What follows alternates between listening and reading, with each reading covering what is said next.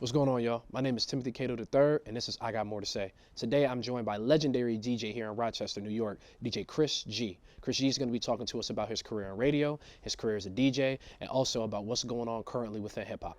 Enjoy.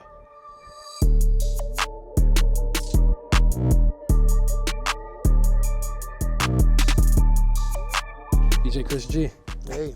What's going on? What's up? DJ Chris, how are you today? I'm all right. I'm good. Doing well? Good. Got you. Well, Chris G, thank you so much for featuring on I Got More to Say for what is I think this is our 12th episode. Man, time flies so fast. Wow. This will be our 14th episode. Yeah, so thank you for featuring on the 14th episode of I Got More to Say.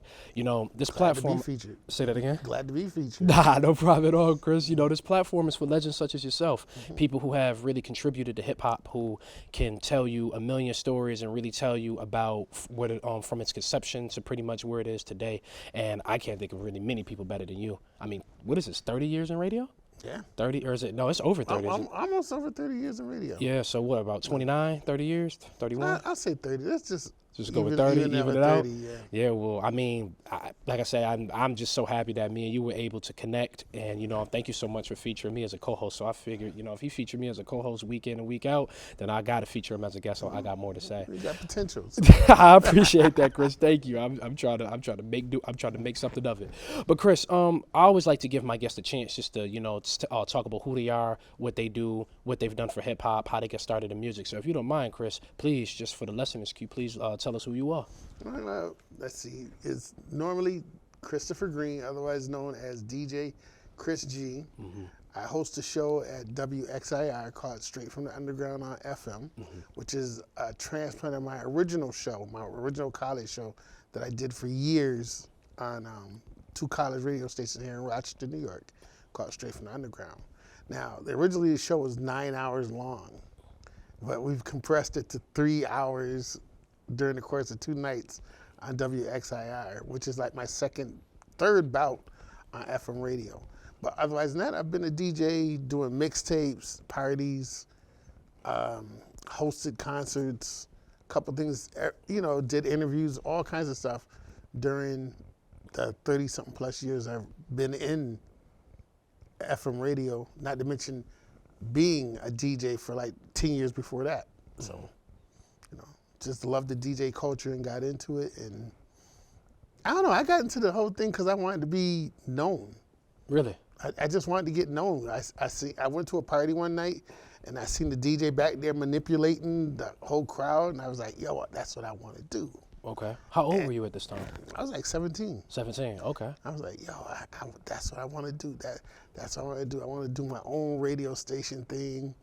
I want to do my own, you know, put my name out there so people know who I am. I'm the person controlling the crowd and all that. And thank God I got to happen. I made that wish come true. Now, for a fact, and you've earned that, because I remember you was telling me earlier, like, you know, you go to different places and, you know, you do have a very prominent internet presence, but you go to different places and people recognize you, like, just based off of the sound of your voice, it'd be like DJ Chris G. Yeah. So, now you definitely made through on, you know, what initially it was you set out to do. But before we get to your DJ career, Chris, you know, you born and raised here in Rochester. I mean, as you can see on the shirt, you know what I'm saying? Born and bred, bleed Rochester, New York. I take it you love it here. Can you talk to me about what it was like growing up here in Rochester? Oh, it's the same as any other place. I mean, every city is the same thing. People during all the interviews I've ever done, everybody's city is the same. You know, it's no different here in Rochester.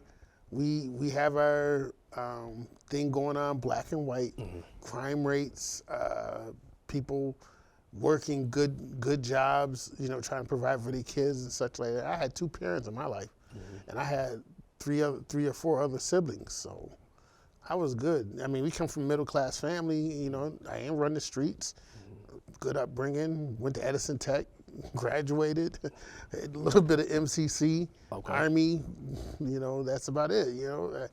I got friends that ran the streets, but ain't like I ran the streets with them. You know, but I kept my ear to the street where, you know, like I told you, I had a good family. I didn't have no problems growing up. My dad was a disciplinarian. He was like, he wasn't trying to hear all that, you know. My dad told me one thing to stay out of jail. He's like, if you ever go to jail, I'll come get you out once, and that's the last time. Ooh wee. And that was enough for me just to stay out of trouble with any kind of cops, any kind of stupid stuff. I didn't want to mess up that one jail-free guy. Man, I ain't gonna lie to you, Chris. Man, you had it better than me, man. My mom said she not coming to get me. Yeah, and my grandmother said she. If it didn't was even up answer to the my, phone. if it was my, it was up to my mom would have never. She came would back. have get okay, gotcha. My dad just told me, he sat me to the side. Like, look, I know you got some wild friends. You like to hang out with your boys. You know, I don't mind that, but go to jail once. I'm gonna come get you once. That's it. And that's it. And that's it. Well, God bless Mr. Green because he raised a great son. So, man, that's what's up. But as a matter of fact, shout out to both of your parents. Getting to music. So I remember you told me when it came to music, you grew up listening to everything. Yeah. So what was being played? What was everything? What was being played in the household during your youth and your adolescence? Well, mom was a big gospel person. My father was a big funk person. Okay. My dad was the man with the 8-track. Oh. All the latest stuff in the cassettes, all the other vinyl, whatever. He had the long playing albums. My mother collected little 45s. Even though she was a gospel person, she dabbled in Diana Ross, the Supremes. So a lot of like the 70s. Yeah, all the 70s stuff. She was all into Earth, Wind, and Fire and all that stuff. So she collected a bunch of 45s. So it was always music being, and you hear about it, but I actually lived it, where people say that you get up on Saturday mornings after you watch cartoons and ate breakfast, it's time to clean the house. What's mom do? She goes and turns on the stereo, turns it up. Everybody's around the house cleaning. That's it. Okay. So you had music. So you had music playing around, and we was into it. Go outside in the garage, to go mess around in the garage or go mow the lawn. Dad's out there playing funk. He's out there playing James Brown with all the stuff right there. Okay. There's rarely a time my dad was driving around and he didn't have something going on, something playing in the car or in the radio and stuff. At night, if it was like, we had a bedtime at like 8:30. I'm not sure how kids do it now, but you know, we had 8:30, go to bed. I had my little radio. Turn on, listen to radio dramas or listen to what was going on in the radio. And it was like sat there and studied and listened to that and got into it. That's it. Gotcha. So really just music just being played around your house. It seems like your parents took, because I always say this, like people who love music the way I would say me and you love it, it usually starts at around a very young age. For me, it was like 6 or 7. My mom bought me like 3 CDs. I forgot the name of the other one. It was like a mix of a lot of stuff. And then she bought me Straight Outta Compton and Tupac's Greatest Hits. So I was about 7 years old, you see? So that's kind of like when it started for me. So when it started for you at around the same age. Now, you mentioned funk, and I know you said James Brown. What were some of the other funk artists you were listening to? Parliament Funk, Funkadelic, Bootsy Collins. Pretty much Zap. Zap, okay. Well, like I said, Earth, Wind, and Fire. You know, it was just like instrumental stuff, you know. And my dad also on the side played a lot of jazz, so I got into a lot of jazz early. So Coltrane, Ellington. Coltrane, Ellington, Billie Holiday, all kinds of stuff. Just stuff that was musical and just like, you know, just got with me because I started listening to that stuff and was just like got into it because it was just good music. Yeah. Reason why I asked is because I know, and I will get to this later, but I know you said DJ Premier is your favorite is your favorite DJ. And I was, when I think of DJ Premier's like music and his sound, his signature sound, it's always like very bright and very grand, like a lot of full orchestras, a lot of different instruments, and it sounds very much musical. So that's why I was like, you know, that's why I wanted to ask you, man, like what was being played when you was coming up, because I was like, I just feel like you had a very good musical backing.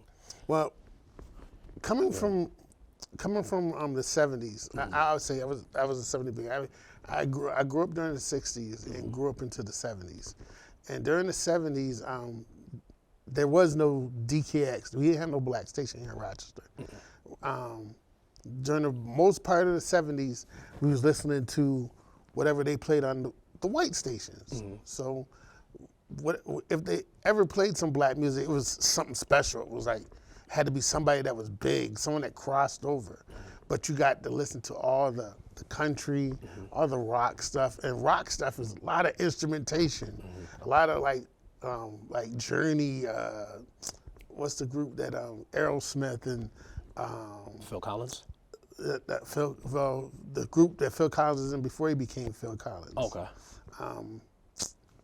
let's see, the Rolling Stones, Jimi Hendrix, all that stuff that came out during the 70s that you was getting into and listening to, and then later on it was disco and all that. It wasn't until 1977 or 1976 that DKX finally appeared.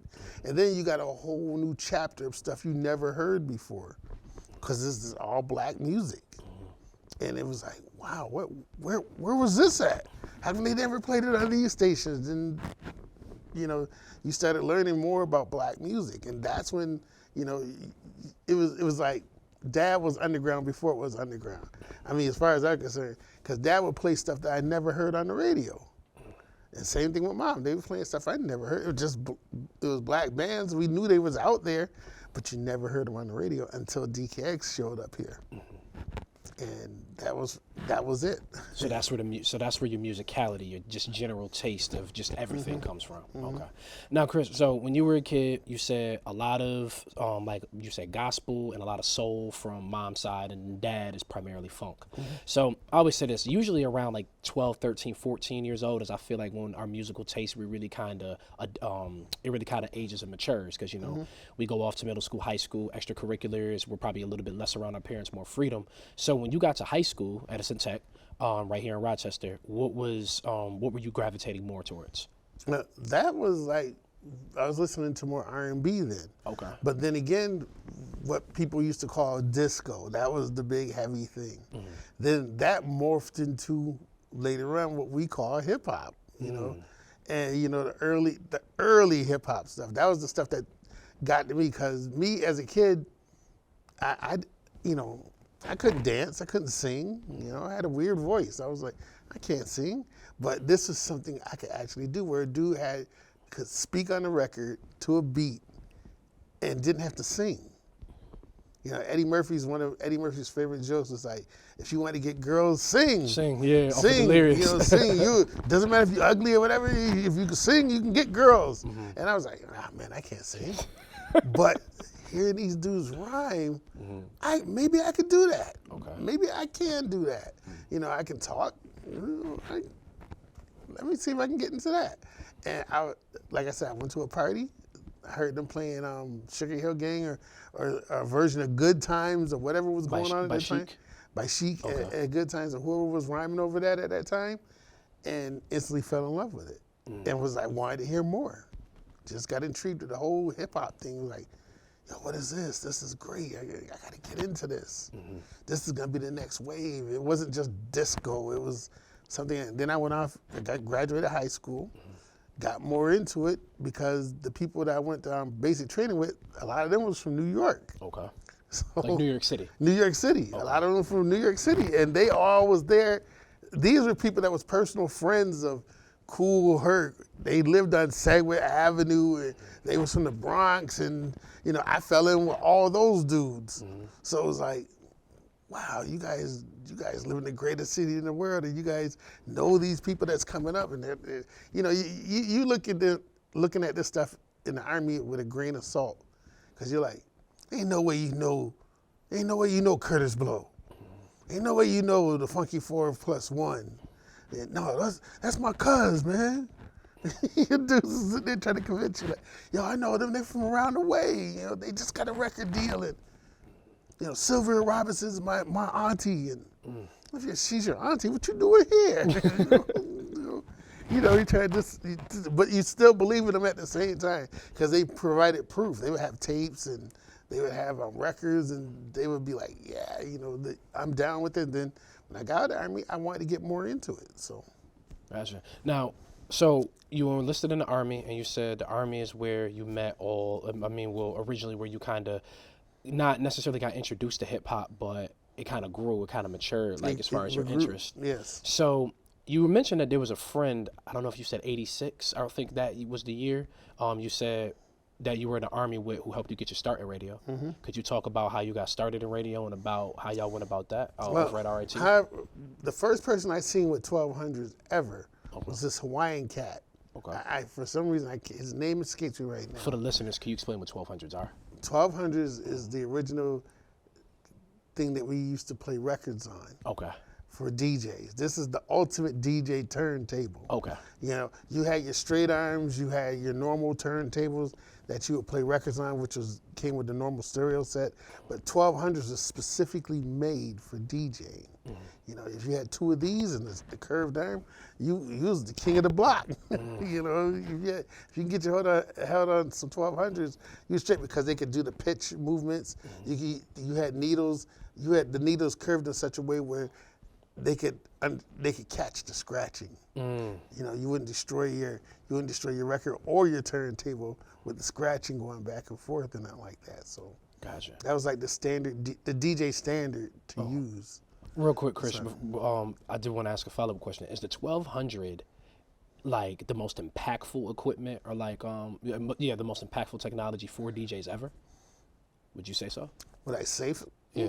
It was the standard. It was the standard. It was the standard, so I would say, yeah, it became the most impactful thing. Most impactful. Okay. You know, you couldn't really call yourself a DJ unless you had 1200s. And they was probably wildly expensive back then. Well, they grew in expense. Before they used to cost like maybe $800, $900. Back then, that was a lot of money. But still a lot of money now. Yeah. But 1200s ended up becoming 1200s or 1500s and up. Oh Lord. Just to get one, Okay. or a set of them, or you know, you had to catch the deals or catch. If somebody gave it up, you know, they turned them into a pawn shop, snatch them up right then and there, or whatever, and that was it. Yeah. Okay. Yeah. I know. My first pair of 12s was somebody had pawned them. Yeah. And I grabbed them up. It's interesting to hear you say that. Like, I know one of the most popular machines in music, especially hip hop, is like the Roland TR-808. I think is the name of it. That's a beat machine. Yeah, beat machine. And I know DJ Paul from 3-6 Mafia would always say like, hey, like, you know, we used to go to, anytime I go to a pawn shops like around the country, and I just stop in there, and if they ever have it, I always buy like 10 of them. So I thought that was interesting. But you said a Hawaiian guy. I can't remember the name. I wish I had his name with me right now. Every time I bring this story up, I'm trying to remember. He was my roommate, and he was into the whole hip hop thing, and he was the first person I ever seen unbox a pair of new 1200s, and I was like, wow. And I seen him practicing night after night, and I was like looking at him like, wow, he's advanced more than I have.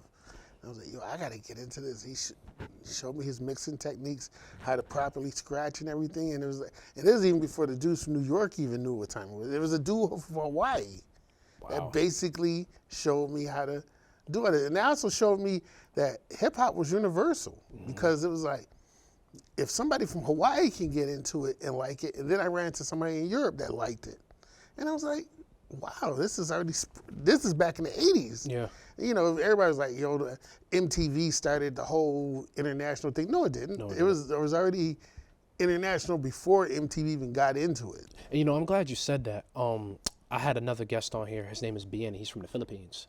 And Bien, me and him just talking, and, you know, I eventually educated myself more. Pinoy, which is, what is it, like, I don't want to say slang, but like another name for Filipino hip hop, started in 1980. I can believe that. See what I'm saying? So, you know, yeah, that whole MTV International thing, did it help? Sure, it's MTV. You know? It helped. Yeah, but it didn't. It didn't start there. Exactly. You know? Hip hop's been going around the world really almost ever since its inception, I would say, or since its birth, right? Yeah. Rather. Because if you just look at the whole impact of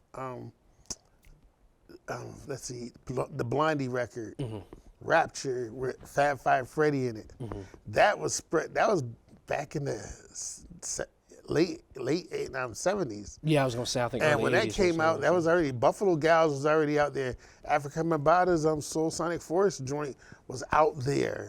Malcolm McLaren, Buffalo Girl. Like I said, this is all stuff that was spreading out across the nation and the world back then. And people was like, hip hop became international in the 90s. No, it didn't. It was way before MTV, before most of y'all even heard of it. It was already out there.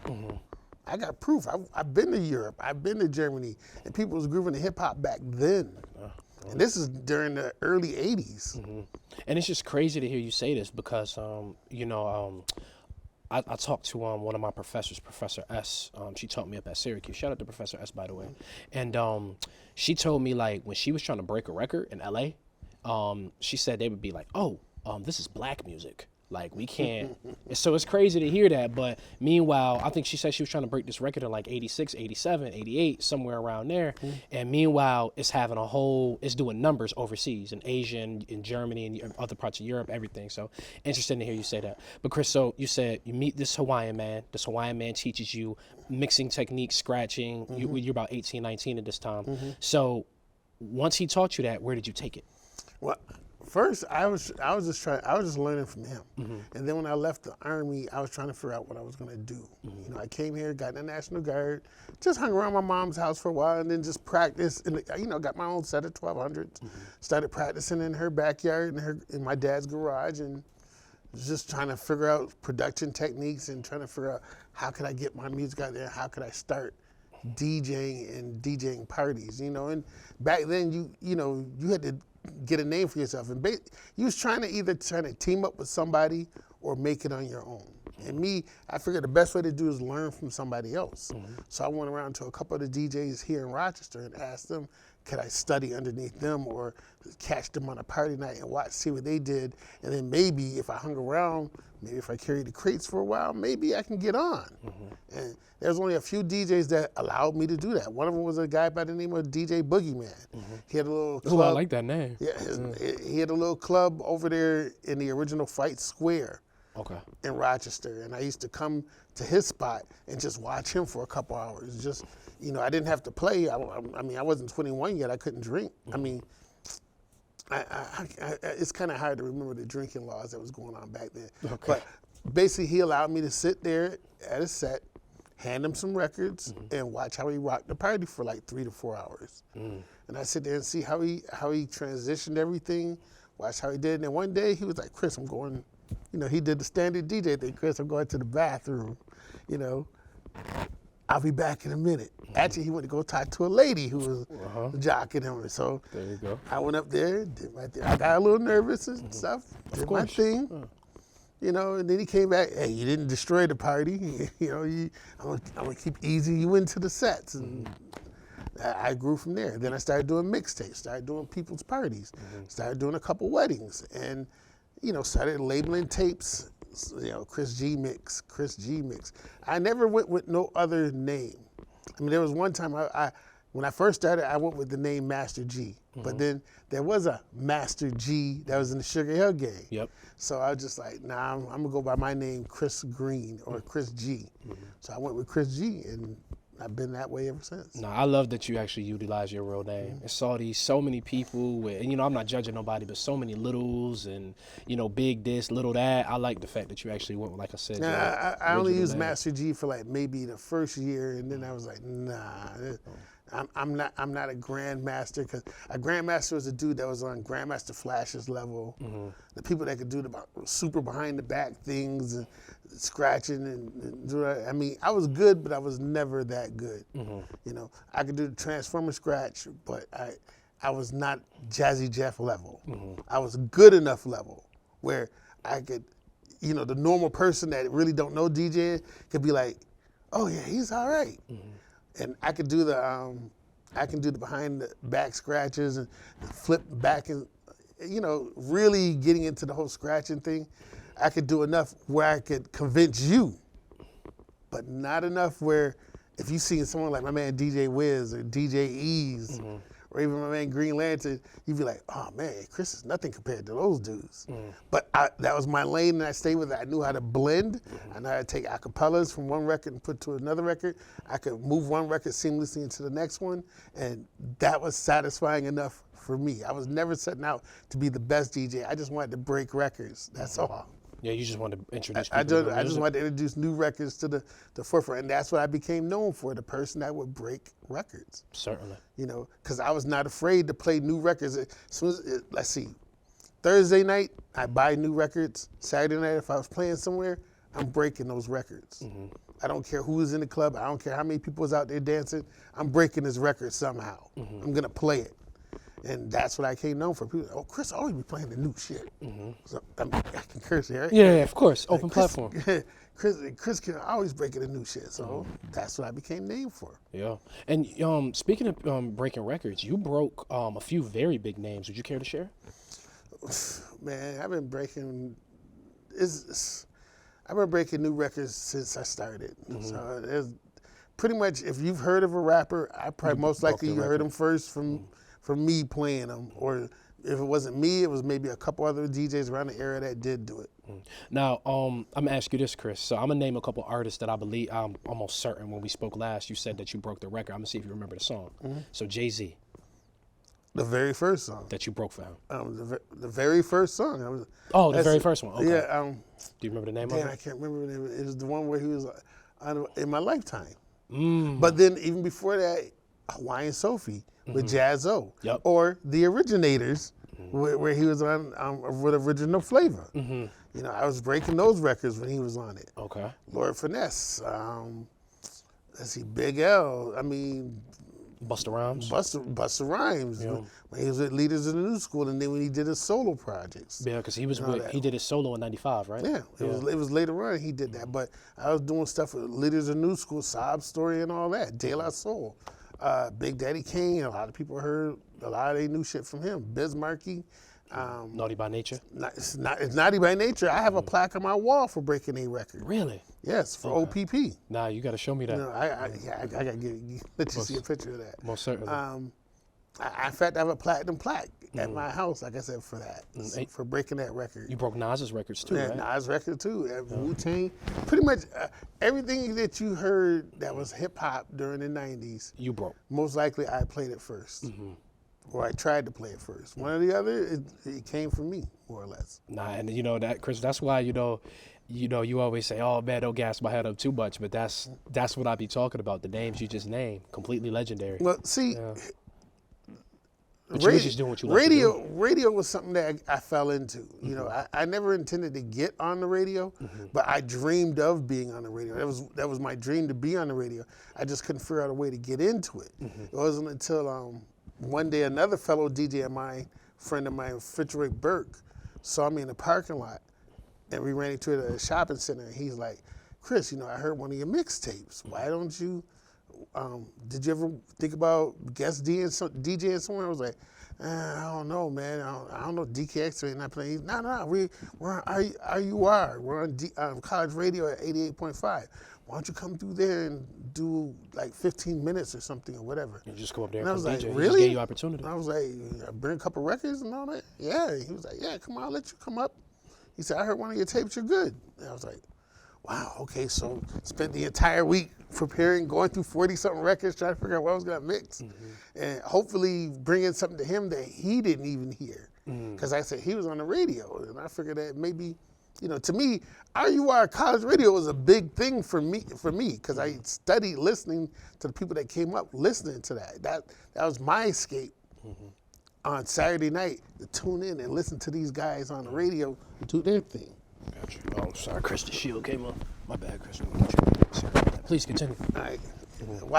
Watching them do their thing, and that's what people came for Fitzroy. People would tune in to Fitzroy's show, not only just to hear reggae, but to hear him do jokes and play some new music. And what school was this through? This through IUR. Which is University of Rochester Radio. Okay, gotcha. So this is the first time This you is the got first on. time. And what year was this? This is back in 92. 92. Okay, so that was when you first got your start. 91, 92. 91, 92. Okay. 91, 92. So I became a guest on his show. People liked what I did, you know, and then another person that was working at IUR, his name was Jerome Davis, he saw him, he's like, Chris, you know, do you want to try to get your own show here? He said, I see you guest star for Fitzroy, you fill in for him when he's not around, you know, do you want to do your own show? And he showed me how to he got me into the course, helped me get my FCC license, and I became a permanent DJ at IUR and got my own show. And how old are you at this time? I was like 22, 23. Gotcha, so you're around my age. 23, I got into the show. And of course, IUR had a spot for community members to join. It wasn't just for the college people. You can get on if you was a community member, but you had to go through all this training to do it. I went through the training, I did it, and ended up getting my own show. And me and my man was my man Cedric, he was a student of IUR. So I got with him, he became the person that was the voice, because at the time I hated my voice. I didn't want to speak. I was like most DJs, I don't want to speak. I didn't want to talk. I just wanted to play the music. And he was the one that came in and showed me the importance of how to talk, how to get on the radio and do it. Because he had one of them radio voices. He had one of them deep radio voices. And me, that's what I thought a radio DJ was supposed to sound like, what, gruff and like Howard Stern. Rough and yeah. And me, I'm like, I got my voice like this, and my voice is like a little bit pitched higher and such. And I was like, oh man, I sound terrible. I'm not gonna sound like the dudes on the radio. Nobody's gonna want to hear me. So I had him do the front. He did all the radio. He did all the radio stuff. I was just in the background. Yeah, we're gonna play that. And he graduated. So now I was like, okay, do I keep doing the show without him, or let me just keep doing the show? So I did the show without him. Then I brought in one of my homeboys from the block. His name was Evie Ev. And my brother also helped out also at the time too. And we had a little crew going, and the show grew. People started listening to us on Saturday nights now. Fitzray retired, moved on. And we took over his spot. We ended up taking over a lot of other spots because everybody, you know, people, college radio is a volunteer thing.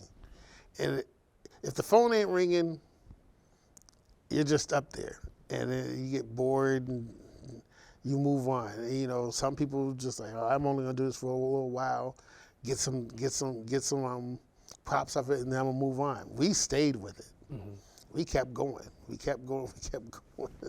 Gotcha. And, you know, people started being dependent on it. We was more consistent because I was there every week. Whereas most college DJs would be there one Saturday, and then the next Saturday, oh, I'm not going to go up there. It's raining. I'm not going to go up there. Or I got a party to do. I'm not going to go there and do that.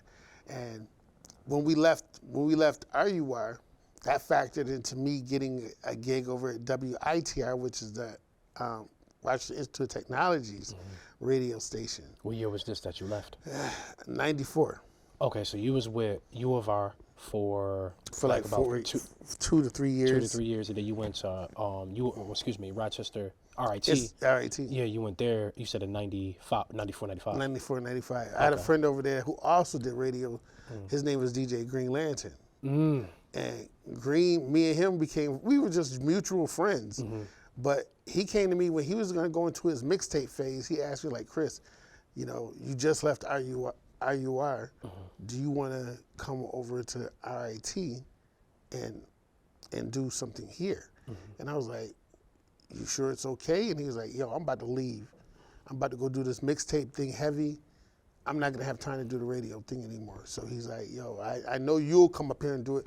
You'll keep it going because you're more consistent than most people. You'll be here every Saturday. I know if I call up here on a Saturday night, you'll be up here.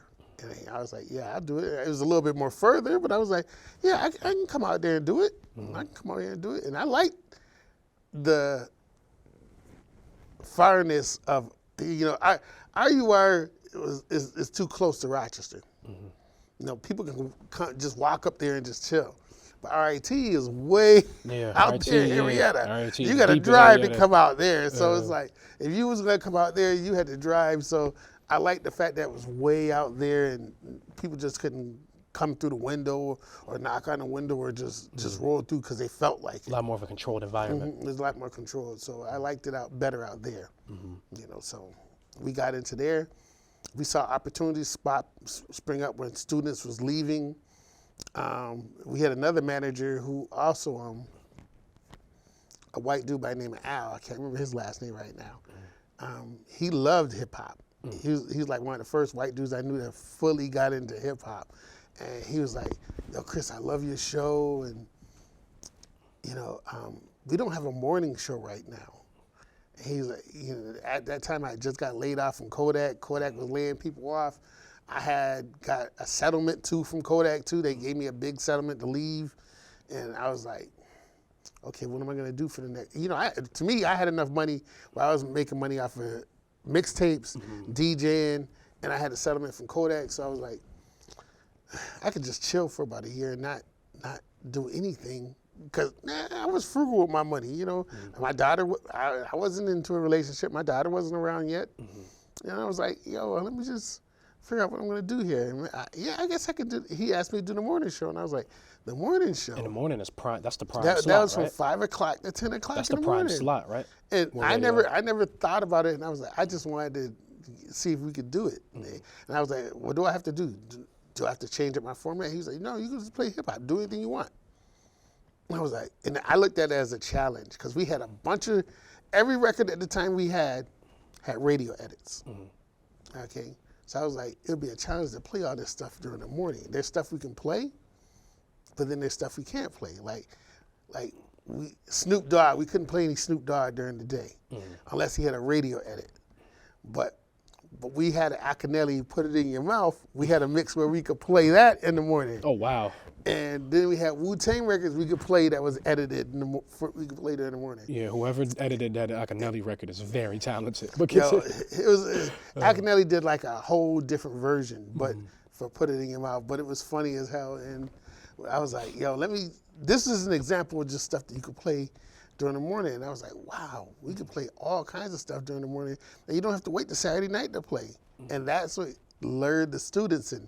When the students were coming in, we had started our morning show in September 1995. And when the students were coming back, the first thing they heard when they came in was listening to hip hop. And it became popular with the college students, it became popular with the high school students here. And RIT had a larger antenna than RUR ever had. RUR had one on top of the Hyatt building. RIT was on top of the Xerox Tower. So we had mad people tuning in. So when the school season started in '95, we reeling them in. And then that kind of boxed me in the corner because I was like, oh man, we got to keep the morning show up. And that stayed for 5 years. I intended to go back to work after a year. I never went back to work until like 2001. Wow, okay. Man. And we was bringing in money, and I was earning money from advertisers after RIT for a while. So, you know, it fit right into what I wanted to do. You know, this is morning radio, and it helped me understand radio too, in such a way where I understood how advertisement worked, how you had to, you know, format radio, you know, records in such a way, or play a show in such a way where, you know, repetition helped, you know, where you could play Wu-Tang instead of just hearing it once a week. Now you can hear it like 5 times a week, 5, 6 times a week. You can go by requests, you know, people calling in for requests. Request help. You understood how that worked. And, you know, it helped me understand radio in a way that I didn't understand it before. Before I just thought it was Saturday night, we come there and break records, and how to make people like certain records too. It just gave me a whole understanding of doing radio in such a way. Because now I hate it when people walk into me like, Chris, radio is a business. Yes, I understand that. I know what it takes to be in radio because I've done it for so long. You know, what are you telling me? Well, Chris, thank you so much for, you know, thank you so much for that. I really do appreciate it because I feel like your radio career is one that doesn't necessarily get the credit it deserves and the shine it deserves. So many things, but I actually want to start with this. You said that you had a big radio show here in Rochester. You know, Chris, I know you like to be humble, but you told me something that I feel like the listeners would definitely benefit from hearing this. Your radio show rivaled other radio shows, one that was very popular in New York City that you told me, the Stretch and Bobbito show. How did you find that out, and what was it like when you heard that? Because, I mean, I read Stretch and Bobbito, not only are they in the Broadcasters Hall of Fame, where you deserve to be as well, but all the people who have come up to the Stretch and Bobbito radio station in New York City when they were at Columbia, I believe, all those artists in total from that, like 8 years, however long that they ran for, they sold 300 million copies. Like all the records, like all the artists that featured up on there sold over 300 million records. So how does it feel being in that same, I don't even want to say category, but how does it feel being to that level and being here upstate New York? Well, Stretch and Bob, we found out about them because other people from New York will cruise to Rochester and they hear our radio show and they would call in and be like, hey, y'all sound just like Stretch and Bob down south. And we was like, we don't know nothing about them, but we found out later on people would ship us tapes and we'd be like, oh yeah, they are. They're doing the college radio thing just like us. But they did it in their different way. Plus they had the advantage of, they were in New York City, yeah. And every hip hop person in New York that was coming up was rolling through their spot. We wasn't so close. We're like 600 miles away. Yeah, So smooth like, 6 hour drive. You know, we had to have our local people come in and represent and do our thing. You know, and one of the dudes that ended up being on the show, his name is Brian Harris. He used to always say like, yo, if we had the internet, you know, once the internet really starts going, people will know about this show just as well as they know about Stretch and Bob and all of them. Because New York, you know, they got it on lock because they're from New York.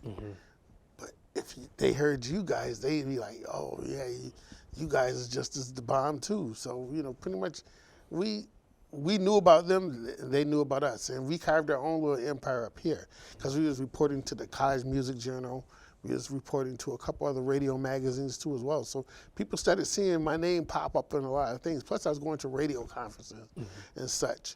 And people just started knowing about us. And plus local reporting at that time was really into what was going on here locally. You know, we got featured in Democrat and Chronicle a couple of times. You know, I did a couple articles for them. Channel 13 had one of their reporters come through and report on us at WXIR because we was making a name for ourselves. Even Brother Weeze, one of our local celebrities here that does radio, he even knew about us.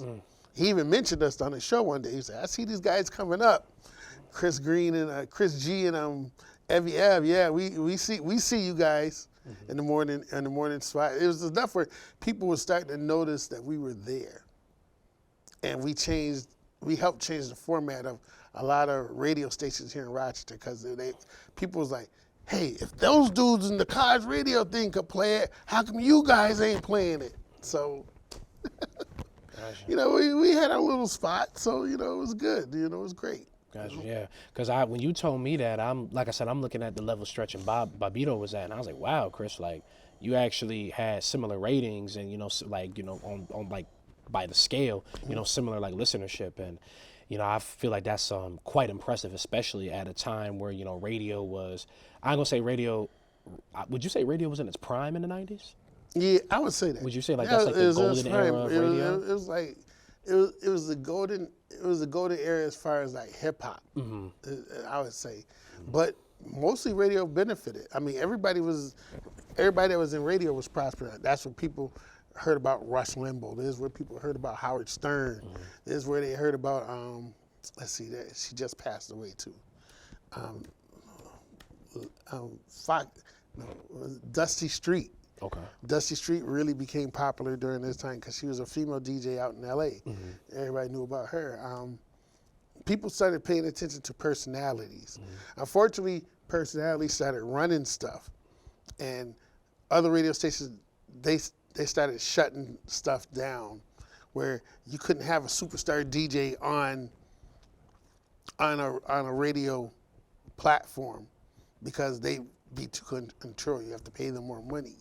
And then you might have other DJs that might come up and start doing the same. So you had to start shutting everybody down. So this is where the program managers start coming in, talking about this is what we're going to be playing. You know, you couldn't have the wild DJs playing whatever the hell they wanted anymore. So that's where everything started getting repetitive, more or less. You know, Gotcha. If this station in Atlanta is playing what they call the Hot 20, maybe we can get that same audience if we played the Hot 20. You know, so DJs, you know, people was losing certain DJs to other radio stations, so they're like, hey, you know, you guys can't play all the wild stuff anymore. Play this, you know. Or you get into a situation like your college professor would sit there and be like, well, you can't play that. That's black music. Yeah. I'm sorry, that cuts me so deep when I hear that being said. Yeah. And like the fact that you couldn't play it and then people saying it, yeah, that's black music. Like that is crazy to hear. It didn't care. It didn't care if it had a dope beat or whatever. It was just like whatever was black music. I mean, there was the pushback against rap music. Rap music had a bad name, just like almost like right now. People look at certain songs and they figure that's what all hip hop is all about. And it's really not. And it's not. People was judging things that Two Live Crew and NWA was doing and was judging it like, well, then all hip hop sounds like that. No, it doesn't. That's an ignorant way of thinking. It's an ignorant way of thinking. I remember seeing a documentary one time where they played all what we call the bad rap.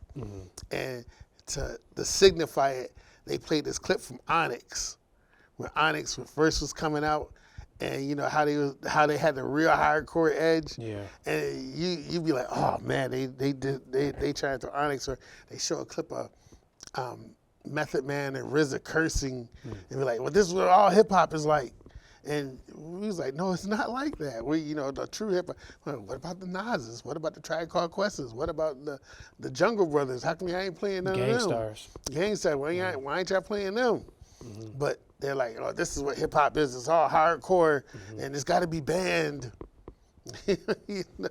There even was such a stuff during the '90s where they did. A radio station used to run around and say no rap work days. Wow. For real. There was people is hard pressed to believe that during the '90s there was a such thing on radio stations where it was like no rap work days or no rap weeks. No rap until the weekend. That sounds like a terrible week. Serious, man. Because you have them tape old ladies talking about, no rap.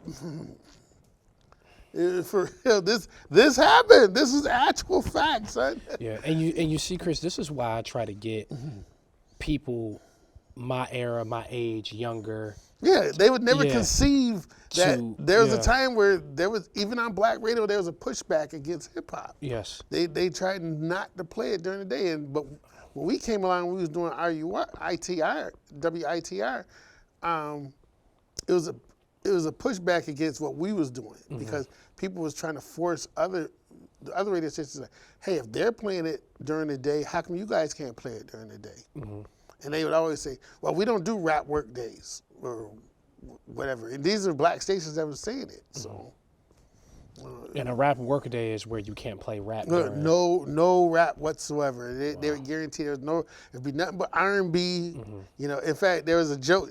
I'm pretty sure you remember there was a skit. There was a skit on Ice Cube's thing where he said, "This is Donnie." He was imitating Donnie Simpson from BET. He's like, "Yeah, we're not gonna play any Ice Cube here. Get that shit out of here." Oh, is this on America's Most Wanted? Yeah, America's Most Wanted. I'm about to say get that shit out of here. Straight R&B, straight R&B, straight R&B. They was proud to say it, and then we knew radio stations was like that. We was like, wow, they really don't want to play any hip hop, and they was really trying to shut it down, but it prevailed. It prevailed. Thanks to other shows or the video, I call it the videofication of hip hop, where everybody was doing what Ralph McDaniels was doing. We even had it up here. My man G-Rec and Scotty used to have a show called Hip Hop Alley. And that helped contribute to the spread of hip hop because they played stuff that you didn't get to hear. We even had it here at RCTV. So it was like, wow, you can hear this. You even had the box, you had video music box, you had MTV Raps, the basement on Big Tigger, BET, BET, 106 in Park. It was like hip hop was pretty much everywhere, and that's where everybody started getting really into it because now you could see it. You couldn't stop it. It was all over the place. MTV, even like 1 week after they started having MTV Raps. Like a month later, instead of just being on once a week, now it was on 5 times a week or 6 times a week or whatever. It became their most popular show. And BET know they profited because I know many of people that used to roll home after school or after they got out of work. First thing they do, switch on hip hop BET's what was it called? I think it was hip hop in the basement with Big Tigger. They tune into that. Yeah. Watch the latest joints that was coming out, and then just stay for 106 and Park and watch that with AJ and Free. Oh yeah, I'm familiar. So. Okay. Well, Chris, when you being a DJ, the thing I love about your story that I didn't know previous to, like I said just now, is when you went and when you wanted to learn how to be a DJ, you went and, like you said, just volunteer. Hey, listen, I'll carry crates. I just want to be around. I just want to pay attention. You went actually showed effort and, you know what I'm saying, was a self-starter in order to be able to go and learn the skill and the tricks to the trade to be able to, you know, be able to do it on your own. Can you talk more about that as far as in today's era? Because I feel like so many people today want a career in radio, the music industry, entertainment in general, but they're not willing to do the dirty work, as I like to call it. Can you explain how that was beneficial to you and how that led you to have the 30-year successful career that you've had now? Well, I think I've mentioned this to you before, but to become a DJ, you had to know how to blend. You had to know how to scratch. You had to know how to move one record to another. You couldn't just get on and just play records. You know, you actually had to buy records. You know, further, you had to spend money out of your pocket to actually get these records that you wanted to play and break at places. Nobody was giving out records back then.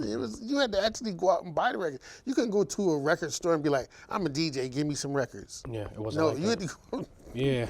You pull out that cash. And like you said, the record carrying and all that. And basically, you had to learn. You couldn't just get in the DJ culture here in Rochester. You couldn't just jump into a club and say, "Hey, I'm a DJ. Put me on." You had to prove yourself. You needed credentials. You had to have the credentials. They had to hear a tape, or they had. Not only did they have to hear a tape, they had to make sure you was actually good. You couldn't just walk into a club and be like, "Yeah, I'm a DJ. I got some turntables. Let me start scratching, or let me go here and play." You had to be good. So you had to learn, or you had to have somebody that was good to vouch for you, and they had to vet you. You know, nobody, like I told you, it was hard to get in. When I was coming in, it was hard to get in. You couldn't just walk up to every DJ and be like, "Yo, I want to get on," and then you have to sit there and say, "Hey, I'm a teacher," whatever. That's because it was so hard for me to get in, and I found a few people that did let me get in. This is why when I became a DJ and became established, I've made it my point to, if anybody want to come up and really learn, I'll teach them. But you got to be consistent. You got to be consistent. You got to be there. You got to show me you really want to do it. So that's why I passed on to other DJs that I know, and that's why this is why I got the name I got, because I've never said no to anyone that came up that wanted to learn that. Yeah, if I knew they really wanted to earn, they really were passion for it, I never refused anybody. I was like, "I'll help you out. I'll get you on. You know, I'll put you on and see what you can do." Yeah. You know, and I'm glad, Chris, that, you know, you didn't have it that easy, because I feel like the reason why there's so many, I'm gonna be honest, just the few places I've been, so many trash DJs nowadays is because they didn't have that mentor. They didn't have that person to, they didn't have that person to go and sit behind and learn and actually, develop and learn the skill. Well, I would say that the art. I would say also other DJs also judged you. Me, I was always deathly afraid that if another DJ walked into the spotlight, if I'm up there DJing and I see my man Wiz walk in, or Big Reg or Grand Imperial walked in, I felt that even if they wasn't there to judge me, they're friends of mine. Yeah. But if Green Lantern, I didn't want them to walk away and be like, "Yo, Chris fucked that up," or Chris played that blend wrong, or he didn't put that in there right. Because, even though we say we don't do it, all us DJs do it. We sit there and be like, "Oh, man, what the fuck is he doing?" Because naturally you'll just hear it. You hear it and be like, why did they do it this way? Or why is he talking over the record? Or why did he throw that record on like that? Or why didn't he play more of this? And, we secretly do it. We don't mean to do it, but we do it. And me, every time somebody walked into a spot that I knew was another DJ, I would subconsciously get nervous. Because I'm like, I don't want them to judge me. I want to make sure this shit sounds correct and right and all that. And You know, back then we didn't have the equipment they have now. They have controllers. They even got mix and match mixers that will mix the mix for you, where you don't have to do any effort whatsoever. It'll beat match for you and everything. I mean, nowadays, the frustration with a lot of people, and I've heard you say it, I've heard a couple other people say it too. The frustration with a lot of DJs is that they basically go out and buy equipment. Yes. They buy laptops, and they use this technology to get in there. You see so many DJs out there, and I seen this with EDM DJs first, but then I started seeing some hip hop DJs or regular DJs do this, where they're up there twisting knobs or pushing buttons, and it look like they're doing something, but they're not actually doing anything. Because the technology is doing it Because for the them. technology is doing it for them. Yeah. Or they're not doing it, or they're coming with a pre-mix. There was one time during a Mobb Deep concert, Mobb Deep was up here, a DJ actually plugged his phone into the mixer and played a pre-mix and was up there acting like he was actually mixing. See, I feel like that's disrespectful to the art form. I seen it, and then the Mobb Deep's DJ came up there. He was looking at the set like, what the f-? and I'm sitting there like, I knew the DJ was playing with his phone. He's like wondering like, what the hell's all this? What is this? He's like looking like, he's looking at the other DJ like, what is this? What kind of setup you got here? What's going on? And then there was a time that I myself was asked to DJ a spot, and I told the person, look, I'm only bringing vinyl because everything that I have was on vinyl. I had not yet integrated myself into MP3s and Serato and all that stuff. So I was being billed as the old school DJ that was coming through.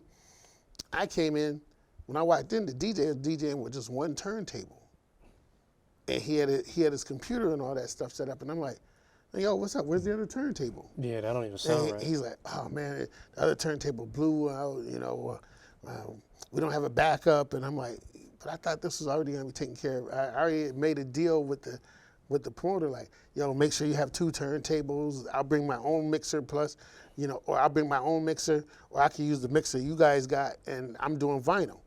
So I'm coming there, I only got 3 or 4 crates of vinyl that I brought and picked specifically for this club night. And it was only gonna be, I was only DJing for about an hour. So that's how hard I was gonna go in the paint for this. I brought 3 crates with me, and there was only one turntable working.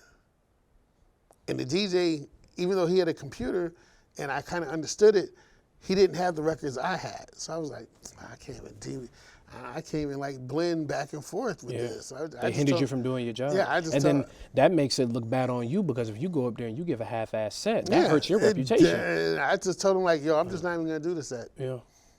I'll sit here at the bar and drink. You don't gotta pay me. Fuck it. I just chill. I ended up not doing the show. I was just chilling there that night, and I was like, oh, I thought you was gonna DJ. I thought I was too, but then. And then they was like, well, you could have went home and got your own turntable. I said, man, we just drove all the way from Ron and Quate. I'm not going back and forth. Screw that. I don't want to DJ that bad. If I had known I was going to bring my own turntables, I would have brought them out the first time. I had it already set up.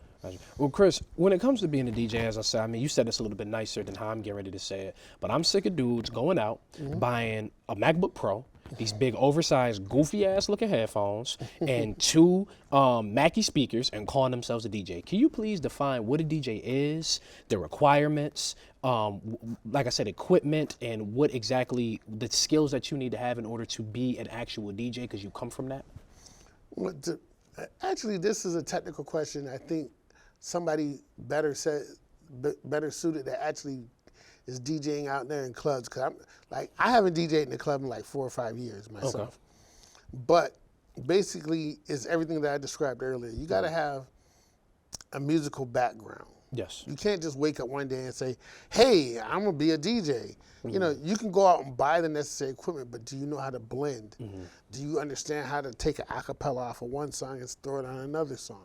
Do you know how to blend from one record to another? Can you beat match a Michael Jackson record to a Nas record? can you flip it where the crowd doesn't notice it and was like, oh, that's hot. There, There's so many things. there is a TikTok video where this dude's blending Naughty by Nature and he puts on the Empire Strikes Back from Star Wars, where he blends it easily and just turns it into the Empire Strikes Back song, and the blend is dope. It's like it's crazy, and it's like I'm like, yo, now that's some shit I would do. I would turn someone or play an X-Men in the background, and everybody be like, what the hell Chris is doing? Yo, this shit's so dope, or something like that. Do you know how to do that? Do you know how to do that? You can't just throw the hottest joints out and just call yourself a DJ. Are you actually breaking records? Are you actually breaking records, or are you just playing the same thing that everybody else is playing? Or like you say, they're just getting a MacBook and Pro and getting a Serato and just jumping from record to record. There's a certain thing about, but then again, we've gotten into technology has taken us to another level where I'm thankful for it, because you don't have to bring 1,000 records with you. Because you see how I do my radio show now. Yes. I don't have to bring mad records and crates with me to play. I don't even use a turntable. You do your mix online? I just do my mix. I just do my mix at home, store it on my laptop, bring it up here, and play it to the radio station, which is better for me and is better for everybody else too. But in the coming weeks, we're gonna have my friend Omega Supreme. He's gonna come up and he's gonna actually blend for us, and he's gonna bring equipment up, and you can see him actually DJ. That's gonna be dope. And hell, I might even do a couple of joints with him, just to show everybody I can do it. And you just gotta be able to read the crowd. There's times where you can just read a crowd and be like, you gotta be able to know what they're in the mood for. But also another thing disappointing is that it may seem. There's something that what was it? Outkast said it a couple years ago, a decade ago. They don't dance no more. They just do like this. They just do like this. And that's unfortunately that's what they do now. They don't dance at clubs anymore. My daughter recently, my friend Golden had a '90s party, and the '90s party, everybody's in there dancing to all the '90s stuff. Everybody's having a great time and all this. And my daughter and her friend, my daughter's sitting there enjoying it, but her friend not so much. She's like, they're not playing any familiar. She's young just like she is. But my daughter grew up with hip hop, so she grew up under 2 hip hop parents, her mom and her dad. So she understands where hip hop come from, but we don't sit there and say, all that music you're listening to is trash now. She's like, she understands all the new stuff because all her friends listen to all the new stuff, but she understands where all the real hip hop is. So she's sitting there, oh, they're playing all the old school joints. Yeah, that's great. But her friend is like, when they gonna play some real music? When they gonna play some real music? So they ended up leaving. Then she shows a TikTok or whatever the other thing that they do. I can't remember. Let's just say TikTok. She sends one to my wife, and my wife shows them that, they're just drinking, and they're sitting in the dark, and they're just standing against the wall, and they're just like bobbing their head, and they're listening to the normal stuff that's on the radio now. And I'm like, they're not even dancing. They're just, it's lit. It's lit. Yo, turn up. And I'm like, they're not even dancing.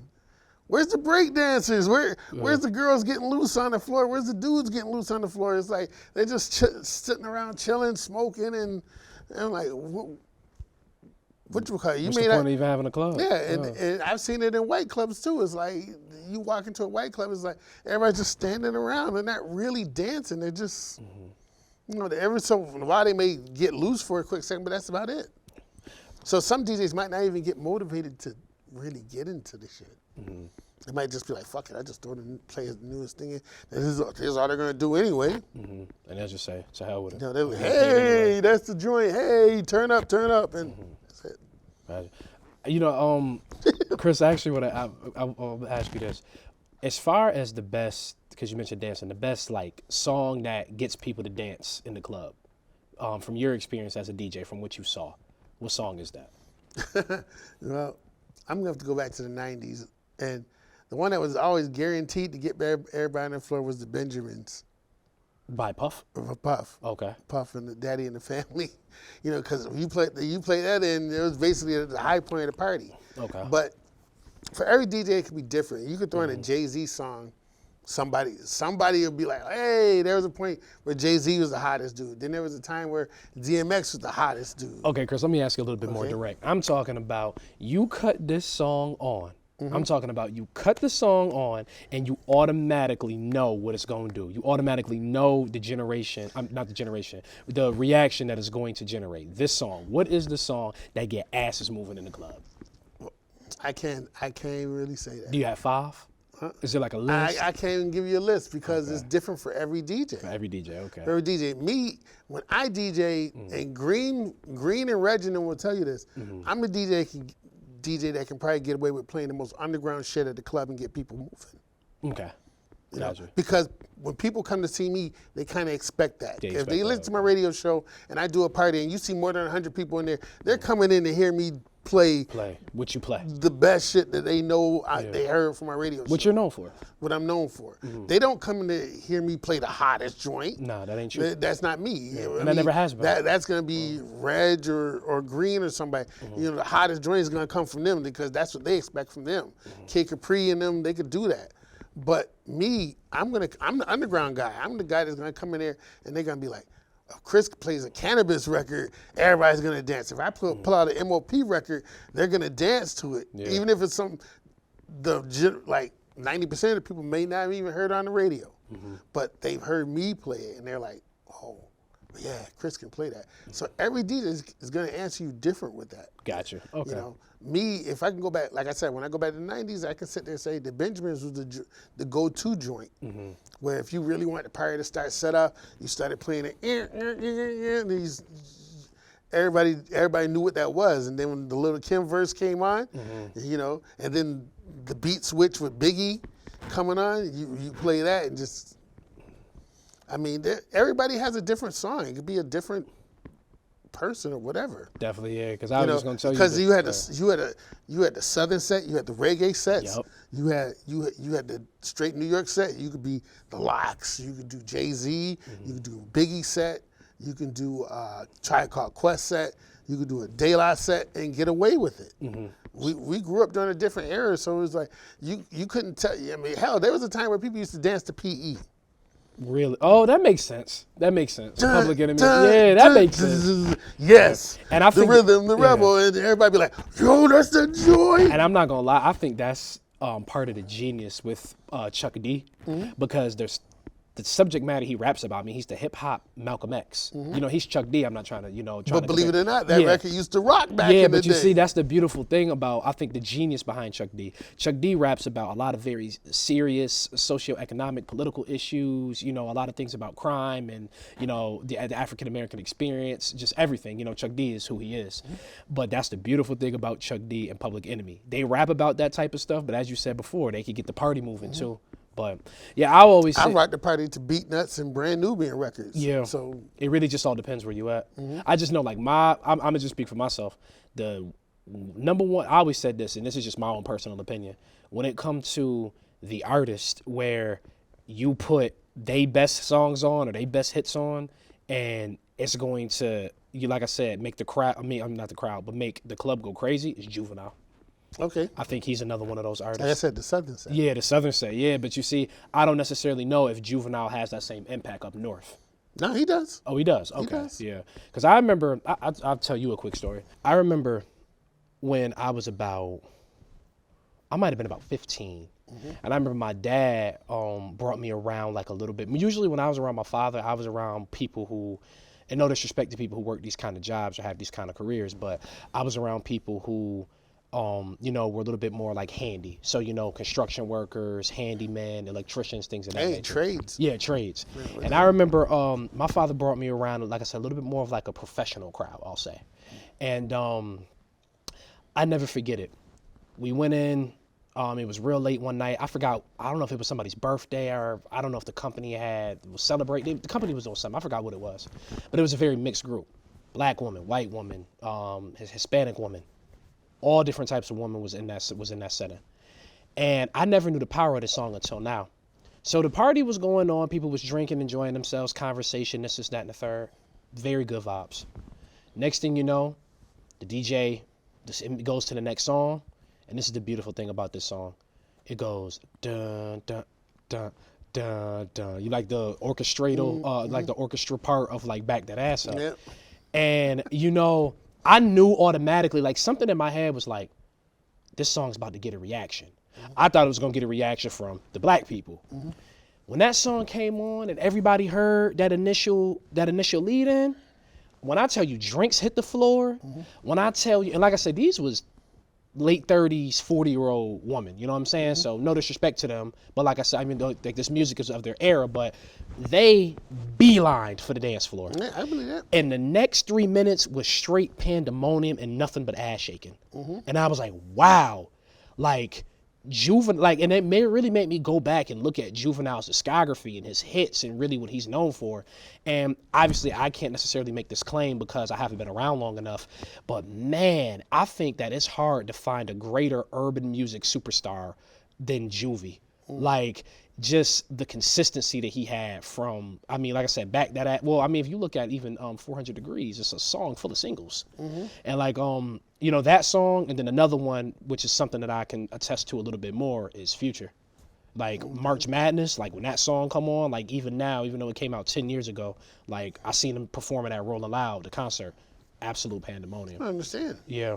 You know, certain songs will cross over to all kinds of genres and ages, because everybody, you know, I call them the songs that everybody likes. It doesn't matter who it is. Like, I'm pretty sure Drake got a couple songs like that. Yeah. I've seen DMX, believe it or not, Party Up. Oh yeah, of course. Party Up was, you know, that was the first song I seen rock a white crowd, no matter who they were. I mean, I walked into a white club and seen my man E's DJ. He threw on Party Up. Everybody went crazy like it was the greatest song in the world. And I was like, yo, y'all like Party Up that much? Damn. And I've seen White Lines do that back in the 80s. Really? You know, from what you call where dun dun dun dun dun dun bass dun dun dun dun. And this is down in Georgia. I'm at Fort Benning, Georgia. I'm like, what the hell? Yeah. What's going on here? Chris, I want to ask you, I know you don't I know you're not an artist necessarily as a rapper. What's the key to having those, like just from what you've seen in the club, is obviously everybody's formula is different. Like, I think Juvenile is kind of like his, like, kind of drunken rambling. I think Future is, you know, a little bit more of his flow over, like, a lot of the very unique, like, trap beats that he's had. 50, I think it's just his hooks. But, like, is there, like, a key or, like, just a thing that you notice amongst, like, all of, like, the popular songs or, like, the most prominent songs that you've played, you know what I'm saying, to really get the club going crazy? Is there a key trait? After 30 years of DJing, I can firmly say, in my own honest opinion, basically you got to have a good hook. The beat got to be dope. Okay. Where you can just, not only can you just bob your head to it, you can actually move with it. A good hook and keep whatever you're saying simple. That's Future and Juvenile. And DMX to an extent. You keep it simple where they can follow along, where you can have, if the simpler the better, because people can sing along with it. They can rhyme along with it, no matter if, you know, as long as it's not super hard where you on some Inspector Deck Jizza or RZA type level of rhyming, or Kendrick Lamar type kind of rhyming where you trying to recite every verse and you're running out of breath. No, you're trying to keep it simple where you can just rhyme along with it, and you keep the hook where everybody knows they can sing along with it, and the beat got to be nice where everybody can shake. Everybody, girls, guys, whatever. So simplicity is really key. Simplicity is really the key. And if you've seen that, that's pretty much the message of any hit song that's ever come out. You've had a few songs that were deep that actually hit, But some of these songs will never get played in the club unless it's the end of the night. Like I've never heard anybody break in the middle of a club and play Marvin Gaye What's Going On.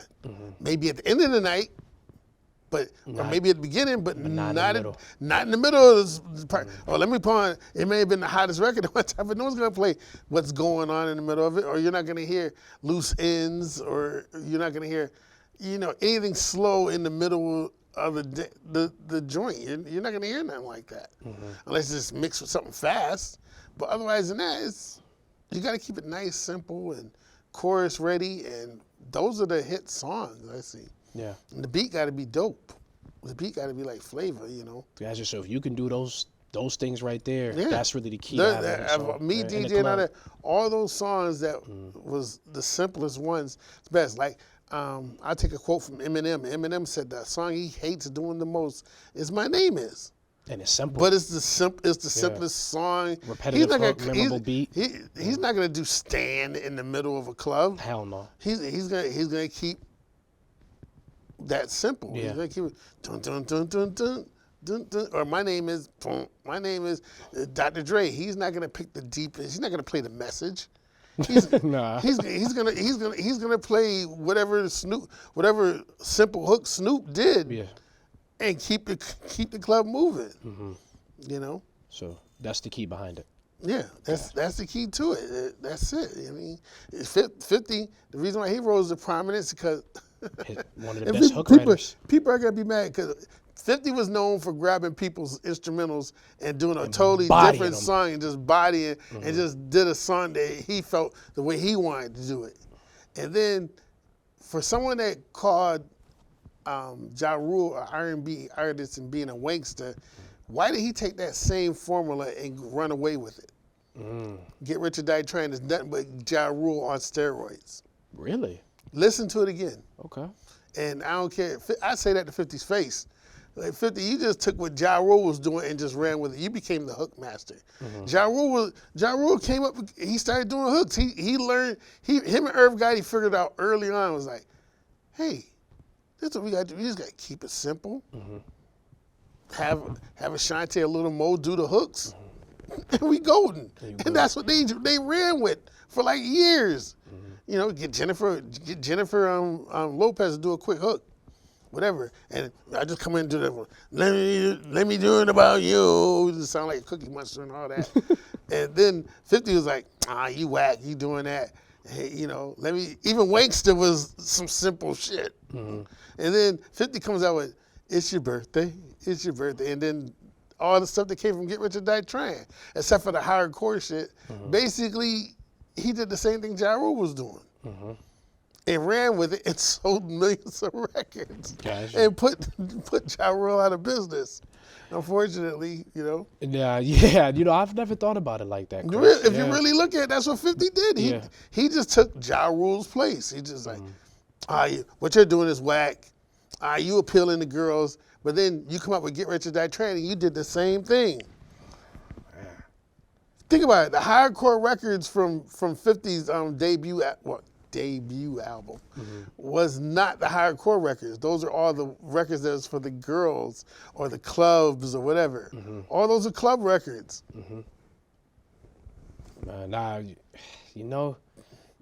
Man, Chris, you make a good point. Look, never 50 knows it. 50 knows it. Everybody on his team know it. Anybody that knows music knows it too. You just did the same thing Ja Rule did and just got away with it. That's why Get Rich or Die Trying has never been duplicated. Yeah, I think also. Because then 50 backed himself into a corner like, oh shit, I can't keep doing club records. If I keep doing club records, everybody's going to call me out. So let me just start doing hardcore records and try to keep a little edge to it. Try to throw a little club edge, and it's never peaked with Get Rich or Die Trying. He's never outdone that record, unfortunately. I mean, that's a hard record to outdo. You come out the gate and sell 9 million. But then again, people forget, he built his way to it. 50 built his way up. Remember, nobody was looking at 50 years before, and then he came up through the mixtape circuit. He was the first artist I could say that utilized the whole mixtape thing, where, like I said, he took people's records. It was popular records that was out there. 50 was like, let me do a freestyle to that. Yeah. And let me just take it and do my own hooks, and let me just I'm gonna get the instrumental to that, do my own hooks, and do the record my way. And people were starting to play the 50 Cent record. I remember when LL came with the joint with Pharrell, like, I Can Love You Better. And then 50, the very next week, took that song and made his own mix. And in the clubs that very next week, we was playing that record, and it was getting a better response than the LL record. And LL even figured it out. I was like, wait a minute, who's this mother? You're stealing my record. Yeah. Everybody's starting on that 50. You can't be taking my record and rhyming over it. Yeah, because, I know I watched this in a documentary that 50 was really one of the main people that, like, the whoever controls, like, like the music industry or like lawyers and everything was trying to come snatch the mixtapes up, because 50 was jumping on everybody beats, and a lot of times and people outselling them. And people was forgetting, like, man, like for example, Lyrical Exercise by Jay-Z. Yeah. When I hear that beat, I don't even think of that song, and that's a great song by Jay-Z. I think of the Banks Workout off of 50 Cent is the Future. So, like, you see what I'm saying? It's true. Wayne was a little bit of the same way. Yeah. Wayne and look, that's how Wayne basically got on too. He started like, I'm gonna do the 50 Cent method. Yeah. He just jump body everybody on their songs. Lil Wayne went a bit further. He basically jumped on anybody. Pretty much, if you was a rapper and you was trying to get in the game, you called Wayne and was like, Wayne, can you come get on this record? And Wayne at that time was like, fuck it, I'll just jump on everybody's shit. The most smallest rappers was getting verses from Lil Wayne. And that entire year, Wayne was everywhere. And then he's rhyming over people, the most popular joints too. I can't explain it. That's how he got his name. I mean, everybody knew about Wayne before from the Hot Boys, but they really got on Lil Wayne after he started doing all that shit. Okay. Now, Chris, I'm gonna ask you a question. Because you mentioned Wayne, we mentioned 50. I've always said that them two probably have had two of the best runs we've ever seen, as far as not even just music, but just the impact of the culture. Who you got number one? Is 50? 50. 50. Okay. We finally agree on something. Please explain why. Because I've seen 50 tour off the mixtapes. I was there when 50 was coming up. I've seen him physically come through on a mixtape. Get Rich or Die Trying wasn't even out yet. And he came in and sold it out. And you saw him tour on a mixtape. He toured on a mixtape. Elaborate, please. And the reason why I ask you to do that is because when people talk about 50's run, they break it down. Okay, well, 50 had a deal, lost a deal, got shot, jumps on everybody's mixtapes. He has some of the most classic mixtapes runs we've ever seen. He's taking everybody's songs and making people forget about who the original author was or the original writer was. Then he drops Get Rich or Die Trying, sells 9 million. And then the thing about 50's run that I always argue is that once he drops Get Rich or Die Trying and sells 9 million out the gate, G-Unit's Beg for Mercy comes out. That sells 3 million. And then 50 had the whole country on lock. Lloyd Banks, the first Karma, I believe, or no, the first Hunger for More, not Karma. Karma was the song. Hunger for More, triple platinum. What is it? Young Buck. So hold on. Banks is from New York. Young Buck is from Nashville, Tennessee, or as he likes to call it, Cashville. His album goes double platinum. And then Tony Yayo is in prison. He comes out, drops Tales or Views or Thoughts of a Predicate Felon. That goes gold. He barely even had any time to probably really promote it because he was just getting out of jail. And then Game is also signed to G-Unit or Shady Aftermath. He went double triple platinum out the gate. So it's like, and then 50 had a hand in everything. So that's always what I say, what makes 50's run so crazy, because it's like, okay, he went from the mixtapes, sold well there, did the albums. Went from the albums, did well there, went to a group. Did well with the group with with Beg for Mercy, and then everybody in the group was from different parts of the country, and everybody sold. Like Tony Yayo had a gold album, and that was the worst that an album did. You see, and So Seductive was crazy. So, anyways, I always say that to me is what separated 50's run. Because he was able, as so many other people ate, and people come back with, oh, well, Drake and Nicki and everything like that, and that's fine. Like, I get that about Lil Wayne's run. Like I said, but with 50, he toured off the mixtapes. Is what you're saying? Let's just say, this is pre-internet. I mean, Wayne got help because of the internet. I ain't got front on that. But 50 was still in the cut grinding. Yes. And like you said, you seen him come up.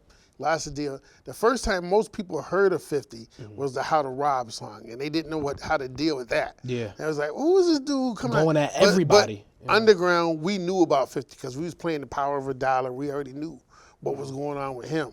We already knew what his story was. So when he came out with How to Rob, we was like, yo, this is just something, it's crossing over, people liking it and all that. And then, like you said, the mixtape run, it's like, wow. Like, this dude is just different. Eating off the mixtapes.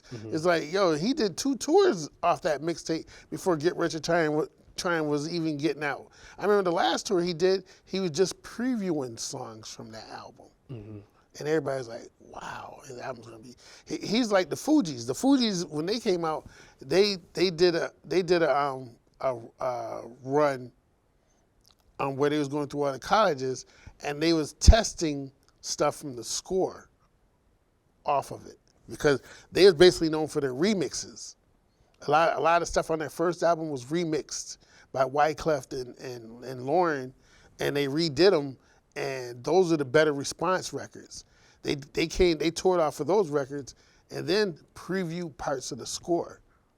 I mean, all the musical stuff, like Killing Me Softly, we heard first at Brockport before the score even came out. Because Lauren would be like, well, there's a song I grew up listening to as a little girl by Roberta Flack. I want to know if you guys want to hear my version of it. And she'd do Killing Me Softly, and everybody be singing along. Wyclef would come out with a No Woman, No Cry with a guitar, and we're like, yo, what the hell is this dude doing? But we liked what he was doing. And then, Praz would come out, do a little bit of what he called Ghetto Superstar, which would later become Ghetto Superstar. So they was previewing joints already out there, getting into the public content. So when you heard the score, you was like, I've heard this before. And this is freaking dope. Yo, I'm loving this. And 50 did the same. 50 was like, okay, yeah, I heard my mixtape, so, but here's something I'm thinking about doing for the album.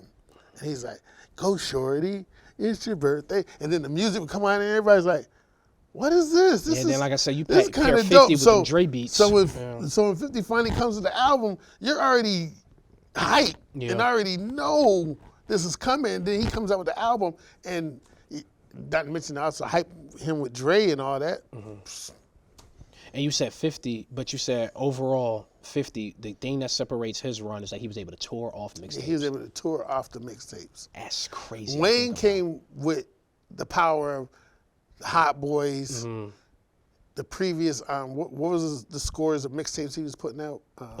SQ 1 through 8, and then he had Dedication. The Dedication. But you got to remember too, though, Wayne was already platinum before them. Yeah, I know. So he was already touring off of his resume already before, but it was never off the mixtape. He was just doing the mixtape songs in the concerts and all that. But it wasn't like for 50. Okay. These were where you had to be there to really see that. You had to actually see this going on. And who has the better mixtapes, Wayne or 50? This is where I will say I'm a little biased. I'll say 50. 50, yeah, okay. Cause Lil Wayne, the toughest thing he ever said to me was like, my rap's tighter than African braids, and I was like, oh, this dude, man, this dude is me. And then after that, he's never said anything to me that actually caught. That was like, okay. I mean, there's times where I've heard Wayne say something, and I'm like, okay. That was funny. That was good. All right. But he's never amazed me enough where it's like, okay, he didn't match that African braid shit. You know, that shit was dope. But I haven't heard anything. And I've heard him babble on and talk, but it's like, I don't know. I just never warmed up to Wayne like that. I'm sorry. So I'm gonna just say 50 off the rip. Got you. Because I can recite more 50 shit than I can recite Lil Wayne shit. Got you. No, okay, but I respect it. Yeah, I've listened to Wayne more, so I can't necessarily say, 50 don't really have an argument with me too much, but I mean, both of them are legendary and revered when it comes to the mixtape game. I think that as far as, this century, you know, since 2000. I think that they really kind of redefined it and, you know, really pushed the limits and, you know, broke molds and barriers. And remember, like you said, there was a time where it seemed like 50 had the game on lock. Yeah. Because he was signing MOP, he signed Mobb Deep. Yeah. And their career took off. Both of their careers kind of took off because of their association with 50. It took off? Yeah. What about Reinvigorated? Right, yeah, because I'm about to say Mobb Deep was popping. I said Mobb Deep and Mobb Deep and MOP was popping before that. Yes, but okay. it kind of like gave them new life. Okay, yeah. It gave them new life because it was like before everybody was like, oh well, you know, with 50 being out, everybody was like, all the old groups from the 90s is done. But here they are coming up underneath 50. It's like, hey, yeah. These dudes. You know, and what was the album they dropped on G Unit? Blood Money. Blood Money. Blood Money, yeah. Blood and that Money. Actually, I think that album is decent for Prodigy and Has. Yeah, it was decent for them because they put more. I think they put a little bit more commercialism behind it. Yeah, because I remember. I think more people heard it. Yeah, they second, third, and fourth album were phenomenal. The infamous Hell on Earth and Murder Music, and then Infamy it got a little odd for me. But then after that one, like I think they dropped. I think it was called America's Nightmare. Well, they fell into the music industry trap where it was like, like I think they had switched on the people who owned their previous label switched owner and they demanded them to come with a radio hit. Yeah, and they had to come with a radio type joint. But they did decent when they did the radio hit. Yeah, they did it decent. On Murder Music. Yeah, when they did it on Murder Music, they went double platinum. It wasn't what we expected from them. Facts. Okay. It wasn't what we expected from them. It was a little bit more softer Mobb Deep. You know. Yeah, because we want that. Like I said, we want Hell on Earth and Infamous. You know? Yeah. That's whereas like the opposite, where we're going to talk, when we're still talking about 50, where the opposite for 50 proved wrong for him because with 50 he didn't come with any more radio type poppin' club songs like that. He came with songs that was okay, but it wasn't what we expected. We expected to hear more that Get Rich or Die Trying. You didn't like the Massacre? Didn't do it for me. I thought it was kind of weak compared to Get Rich or Die Trying. Like I said, when you compare it to Get Rich or Die Trying, I ain't gonna lie, I think maybe to a certain extent, I think lyrically on the Massacre 50 might be a little sharper. Might be, but people wasn't ready for it. Good point. People wasn't ready for it. It was like we wanted to hear more Club 50. Yeah. You know, and we wanted to get more. We wanted more. With 50 was easy. Like I said, thanks to Get Rich or Die Trying, the move with 50 is like you can get hardcore, but you can still be in that club type vibe. So when you throw in that Get Rich or Die Trying, you're riding through the hood and you're like, oh man, this is so dope. And then when you get to the Massacre, it's a little bit more lyrical.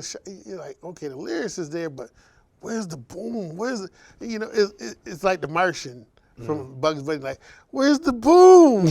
Where's the spectacular kaboom? And it's like you're getting just it's like, okay, the lyrics are there. I understand what he's saying. It's hard, but a little bit too hard.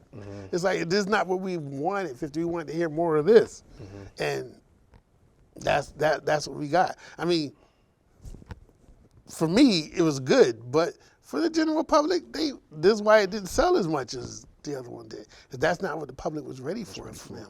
Gotcha. You know, that's why when Eminem puts out a record now, people are like a little disappointed because they want to hear more of what he came with before. Yep. And now they're like, oh, he's too grown up now. He's too serious now. He's saying white boy shit I can't understand. You know, they want to hear more of the ridiculous Eminem. But M has grown. Yeah, he's 50 years old. Respectfully. He's not going to do the same shit he was doing 10, 12 years ago. This man is 50 years old. You know, whereas like this is the argument now with Drake. If people are mad like the new Drake, he's doing the same shit he was doing 10 years ago. He hasn't grown yet. That's the complaint that everybody's saying. Like, he hasn't grown yet. He's still doing the same shit he was doing a couple albums ago. So, you know, either you want to see an artist grow or you don't. Yeah. You know. And that's the hard medium. That's the hard shit with a lot of media. It's like you hear them, you want them to get better, but yet you really don't want them to change. But you want them to change in such a way where you can respect it. And I think that's where another thing people have problems with Jay-Z.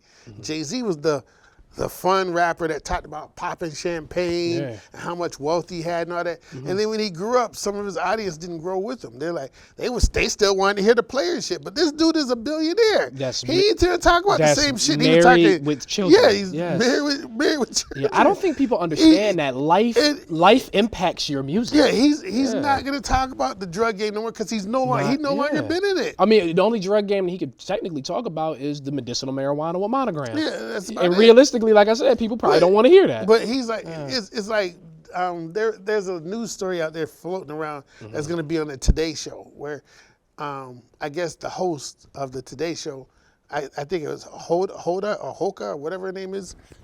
She asked Jay-Z the age-old question like, do you want to have $50,000, $500,000, or dinner with you, or 10 minutes dinner with Jay-Z? Even Jay-Z was like, take the money, nigga. Yeah. You fool. You take the money. He said, if you want to talk to me, listen to the albums because I break it all down. Go get the album for $10.99. He said. He said, I break everything down in the albums. Just listen to what I was saying in those albums. You'll understand. And I was like, that's a dope ass answer. And Chris, real quick, I don't mean to just switch it up like this, go but ahead. I wanted to ask about some of my favorite artists that you've had a chance to meet that I unfortunately don't ever get a chance to meet. I want to ask you like your favorite memory with them. I want to start with Big Pun. What was your favorite memory with Pun? I know you said Pun came up here. That he actually could rhyme along with the track. Not saying. Can you explain that? He had like. You know how people rhyme along with the tracks now? It's like they're almost doing hip-hop karaoke.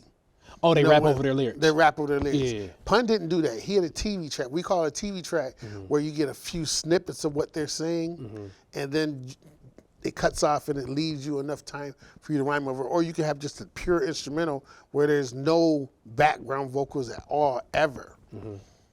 And Pun did that twice where he rhymed over just the instrumental, and then he ran over the TV track. But then this is when Pun was like maybe 2-3 months before he passed. You could tell him breathing was different. While he was rhyming, it was like, you could tell. And being backstage and watching it was like, wow, this dude is, damn, I can hear all the. But if he was in the general audience, it sounded like he was seamlessly rhyming. And he was funny as hell. Yeah, when he came from backstage, he had jokes for everybody and stuff. He's just back there chilling and stuff. I didn't get to properly interview him, but I shook his hand. I got to talk and told him he did a good job on stage, did his thing. Sorry, yeah. No. I'm a huge fan of Pun, and just the way he died was just supremely sad. Yeah, rest in peace to the legend for a fact. The dude, super nice. I'm not even gonna say for a Puerto Rican, just for a rhymer, period. Different. The dude was just, when you heard him, it was like, I remember when I first heard him on the Fat Joe track, and he just came. Which one? Dead in the Middle of Little Italy? No, not that. That's what everybody heard. With the beat nuts? No, it wasn't the beat nuts. It was a B-side joint that Fat Joe had put out. I'm all about business and enterprising. Yeah. That one, something like that. Yeah. Yeah. When you heard him, you was like, who the hell is this dude? Yeah. This dude is crazy. If it wasn't for Pun, Fat Joe would not have a career. Really? As far as I'm concerned. Joe broke before Pun, didn't he, or no? Joe came out before, but nobody looked at Joe as like, this is the dude that we challenging the rhyme with. When Pun came out, and this ain't no diss to Joe, because I know somebody else watched this and like run back like Chris G said. Nah, you ain't dissing him. Yeah. Look, just giving Pun his credit. I'm mad respect for Joe, and Joe knows this too himself. When Pun came on the scene, he gave Joe his second win. It made him write better. It made him step his game up a little bit more. Certainly. Whereas like where Joe was just happy to do flow Joe, and it was like, okay, and just rhyming in the background with DITC, he was happy for that. But when Pun came on the scene, Pun made Joe like, holy shit, I better start writing my shit. Yo, I gotta keep up with this dude. Yo, Pun, give me a couple of those lines. Yo, shit. Because I can't be looking weak next to him. this dude I'm bringing into the game. I can't be. I gotta step my pen up. I gotta step the pen game up and shit. Pun got the best flow you ever heard? One of the best flows I've ever heard. Okay. You know, I thought Pun's pen was phenomenal. I mean, you know how you get to like an MC so bad, you don't even gotta. You just know if he's on a track, you're just gonna buy it anyway. Yeah. You just grab it and you're just like, yo, this dude is nice. I don't gotta hear it. I don't even gotta hear it. I know he's gonna do his job once he jump on this track. Yeah. That's how Pun was. It's like, yeah. If Big Pun was on the track, I knew it was gonna be a nice track. I didn't have to hear the rest. As long as Pun, if Pun's on this, it's yours. I know it's gonna be spectacular. Big L. Man, one of my favorite all-time MCs, and I was so happy to actually get to see him and talk with him.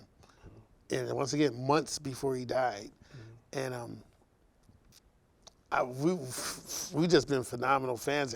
I've been fans of him since he did Yes You Made Remix, because I had to go back to that record and listen again, because there was a point where Lord Finesse stopped rhyming and then Big L came in, and I thought it was the same. I almost thought it was. I was like, "Where's this Big L dude?" This dude just came in, seamlessly jumped on the track, and made me forget all about that Lord Finesse had stopped rhyming. Because I'm thinking that as Lord Finesse still rhyming, and no, it's Big L.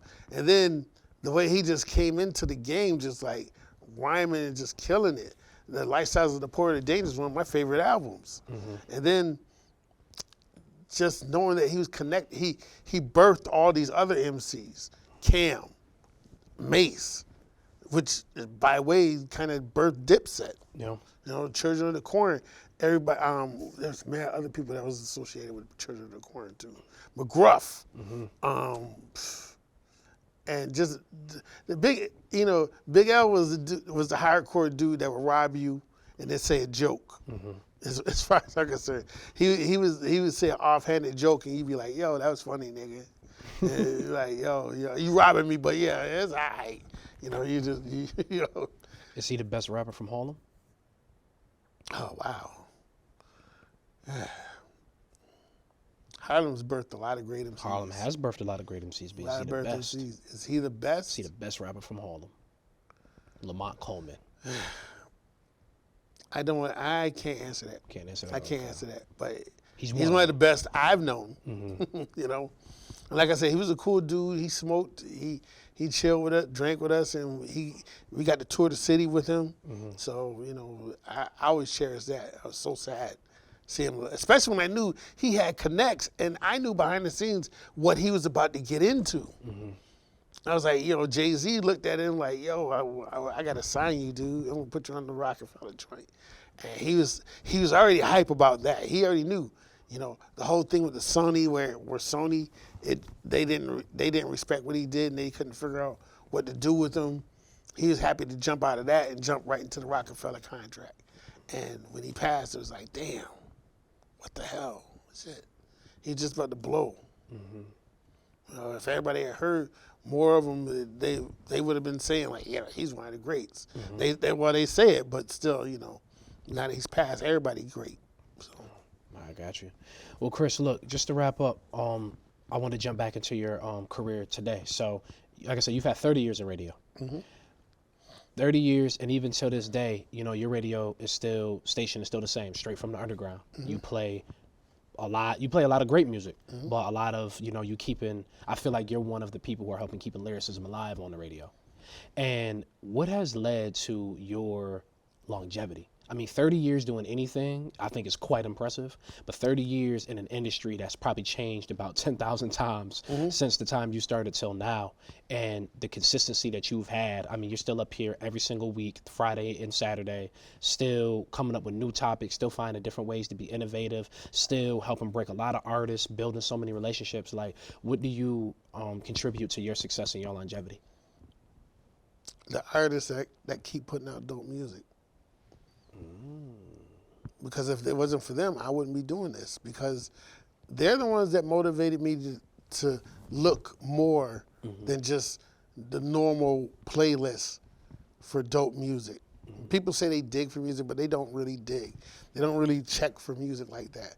They go to the surface and they're good with that.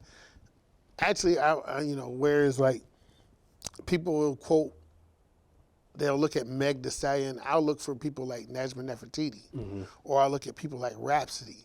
People say they like groups like they like Offset, or they like Denzel Porter or something like that. Where I'm looking for Sky Zoo, Torre, I'm looking for Joel Ortiz, I'm looking at Royce, Spesh, Conway, Benny the Butcher. I'm looking for those guys. You know, I'm looking for the Huts Kingpins. I'm looking for the Terra Van Poos. I'm looking for the people from Baltimore. I'm looking for people from Connecticut, people from Texas, people from LA that's not being heard. You know, I'm looking for those people. The people that's not on the gram all the time. I'm looking for the show rockers, and I'm looking for all those dudes that's just not getting heard, and they respect the fact that there's somebody out there that's looking for them and putting their music out there. Because to get respect, you have to give respect. So if I'm playing an artist record, I let them know, like, yeah, I'm playing your record. I'll send them a text, or I'll send them a tweet and let them know, like, hey, I played your record. Here's the playlist. Here's the show it came from. Check it out if you can. And they check it out, and they see what respect I did putting their record out there, and they love it. This morning, I got a big thank you from a bunch of MCs for what we did on Saturday, for what we did just last Saturday and Friday. You know, they like seeing shit like that. So it's like someone out there is playing my shit. They like it. And this one, they can, when I do my interviews, I try to do my interviews in such a way where I'm trying to make the guests feel a little bit more comfortable with me. Because I'm not a person that does mad research, because I've already known the artist from their music. Yes. So when I have a Sky Zoo or I have a Ty Phoenix on, if you listen to the interview, it's like we're talking. It's like someone like we're sitting here talking right now. We're sitting here chilling and kicking it. And I'm not trying to say like I'm doing a stand interview. I don't want to know about your favorite color, or I don't want to know about what kind of shearling you got on? Who made that shearling, or what kind of shoes you wearing? And how much money you banking about? I'm talking about like, what did you mean by that line you said when you said this? Chris, last thing, Griselda, you're the one who introduced Griselda to DJ Green Lantern, correct? Yeah. And once you introduced them, is Green Lantern kind of the ones who kind of helped propel them kind of a little bit more regionally, or like how did that work? Actually, they was propelling themselves. Okay. They was already doing it already themselves. And I just remember getting a phone call from Green. Green was like, they want me to do a mixtape for them, but I don't have any music from them, Chris. But I know you play a lot of their shit. Yep. And I was like, he was like, can you give me like 50 songs from them that I can mess around with? I said, I can hook you up. So that very night, I went through all the records I knew from Griselda, and I picked the best ones and sent it to him. Okay. And he expected me to do this in a couple of days. I did that night. At night, yeah. And he took a couple of days, messed around with it. Next thing you know, he hits me like, yeah, I'm going to be their new tour DJ. He said, I'm going to do the mixtape, and thanks a lot, I appreciate it. And so Griselda also had a show like 2 weeks into the future in Buffalo. Yeah. So me, Carrie, Tasha, and a couple other people from Rochester went up there to go see it. And let's see, Green ushered us backstage. First thing that comes out of his mouth, he was like, yo, Wes, come meet the man who helped me with the mixtape. This is the man who introduced me to y'all. And Wes turned around like, yo, Chris, yeah, I remember you from before. Because we had met like a year before. He's like, yeah, I remember you from before. Yeah, you always playing our shit. And I was like, oh, you know, I know, we watch Twitter, son. You know, we watch Twitter, son. Yo, you always been faithful and shit. And he starts slapping me up. Derringer, come over here and meet Chris G and shit. And Green's like, wow, he already know who you are. Fuck it, you know. So Green left us backstage. Yeah, y'all just. And we sit there chilling. We slapping up Conway. We meet G4 Jag. Okay. We meet another dude that was from Buffalo, a big dude. I can't remember his name was, He stopped rhyming for a second, but he was popular at the time. The dude El Camino, kicked it with him. Kicked it with Bodie James, who I was surprised.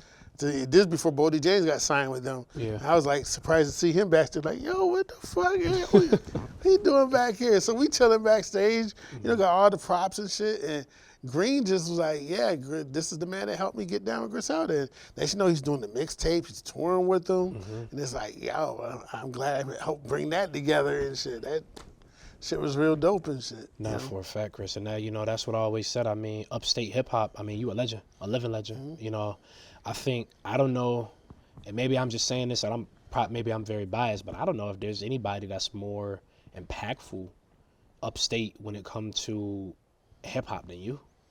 Because you've been at it for so long. Well, I know you don't go around looking for those accolades. I just sit there and say that I think I've been the most consistent as far as like everybody out there doing hip hop shows. You know, I mean, thank God for Carvin and WXIR. You know, they recognized when they heard it. But then even before, there's people like Coach and Coach and a couple other people that put me on doing the podcast. They seen I wasn't doing nothing. They convinced me to do the internet thing. And then there's my boy Jazz, who got me on Rebel Radio in Buffalo, and helped me learn how to do the whole internet radio thing.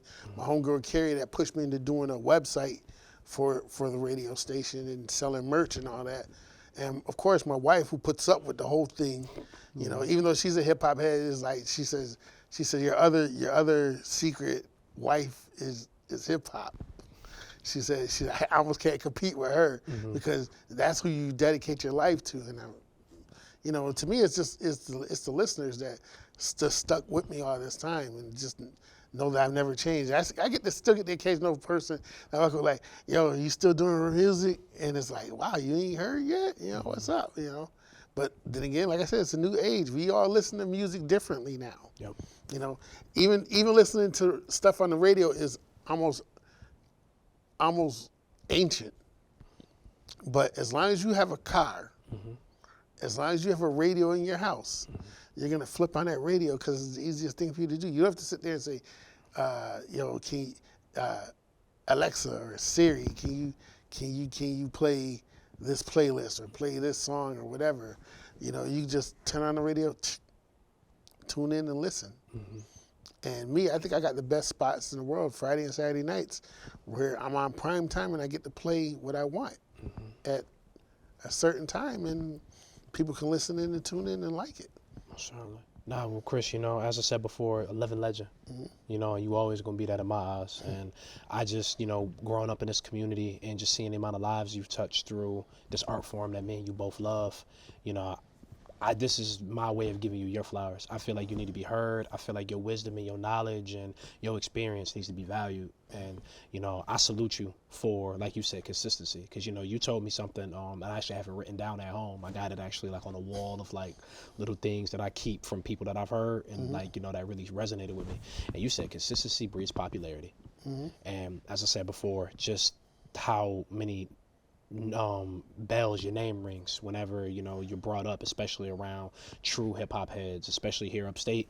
I mean, you know, you are, as I said before, a living legend, and you are definitely appreciated. But Chris, that's all the time we got for today. Is there anything you want to look into this camera and just let the world know, any way that they can get in contact with you, any way that they can reach you, anything? Well, as I've said, I consistently do a radio I do a radio show every Friday and Saturday night at WXIR 100.9 FM Rochester, Fridays from 7 to 10 o'clock, and Saturdays from 8 o'clock to 11.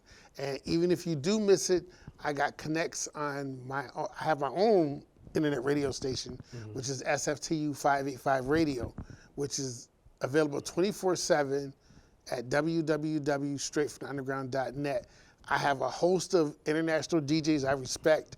One of them is my man, DJ Grasshopper. I've been listening to him for years, and he joined our radio station. I got some dudes from Paris, France, Ransha and Chizan. They do boom bap over there. And just to say, everybody that's on the station that has a show are boom bap completists just like I am. They love digging into the underground. We all kind of like the same artists, and we all play stuff different.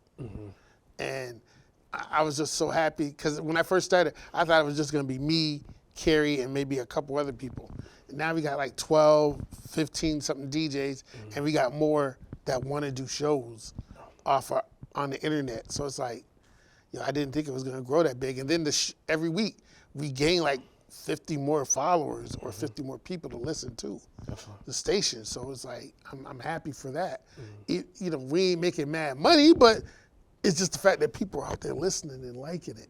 So to me, it doesn't seem like it's not money wasted, you know, getting these listeners to tune in and check us out. And when we get the websites, I mean, when we get with the apps working, when we get those apps working, I think it's gonna be over. Kiss the game goodbye. It's gonna be over. It's gonna be over. Bet. So anyways, well, Chris, as I said before, I thank you so much for being here and joining me on the show. It's been an absolute pleasure to have you. This is Chris G. My name is Cato, and as always, I got more to say.